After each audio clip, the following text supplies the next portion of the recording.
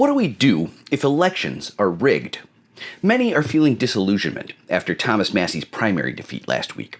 AIPAC and 3 pro-Israel billionaires saturated northern Kentucky with money to stop his re-election. People like James Lee are saying, we aren't voting our way out of this. Voters who supported Bernie Sanders in 2016 know the feeling. The Democratic Party was caught cheating to stop Sanders from beating Hillary Clinton. Sanders even took the party to court.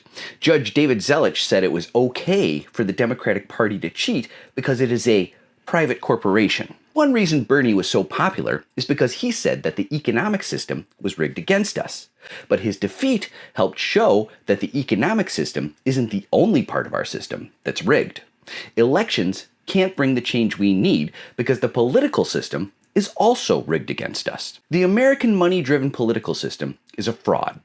Government by and for the highest bidder is illegitimate because anyone with money can bribe lawmakers to make decisions that hurt everyone. Elections are how that system perpetuates itself. We are taught since childhood that elections are the essence of democracy. We are told that it is our patriotic duty to vote. But it's really a scam to keep us choosing the wrong card in a game of 2-card Monte. Elections are used to justify and obscure a political system that serves billionaires before everyone else. The owning class regularly buy and sell our political class. But because we get to choose between the 2 stooges they picked for us, oligarchy, rule by the few, is transmuted like a communion wafer into democracy, rule by the many. Oligarchy becomes democracy through the ritual of voting. But our votes are apparently meaningless. We see this happening in city and village councils across the country. New examples every week of constituents begging, pleading, screaming at village boards and alderpeople to stop another data center from being built. Then those boards immediately turn around and approve those data centers, preferably with a big tax break added like a cherry on top. This is not democracy. If elections were rigged, the most democratic aspect of our existing system that remains is the jury box, not the ballot box. Juries are the fairest aspect of our legal system because they are made up of random people from all walks of life. Randomness is fair. Jury nullification of illegitimate laws can have a greater impact than voting red or blue. Jury nullification, in simple terms, is when the public invalidates illegitimate laws. It doesn't matter if the prosecutor proves their case beyond a shadow of a doubt. Juries can still acquit anyone we want. So if you're on a jury, you vote to acquit. It only takes one person to dig in their heels. Hung jury. No conviction. No penalties. Juries, especially juries that know about jury nullification, are the most vital tool we still have to enact actual justice in our system.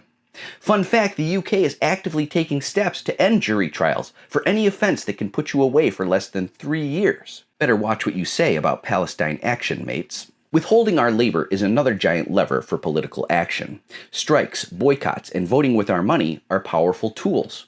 There aren't enough representatives of the state to force us all to go to work at gunpoint.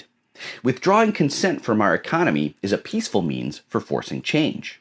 In fact, if you feel elections are meaningless, a general strike is probably the best way to force change. A general strike with a new constitution as the #1 condition of ending that strike. General strikes take planning, but if we got our act together, this could be our ultimate weapon for demanding and getting real change. If elections are rigged, that means that we need a new government and a new constitution. Something I've been saying since my first ever post. Merely fixing the way we elect people is not enough. In order to empower the public, we must change the entire political economic system.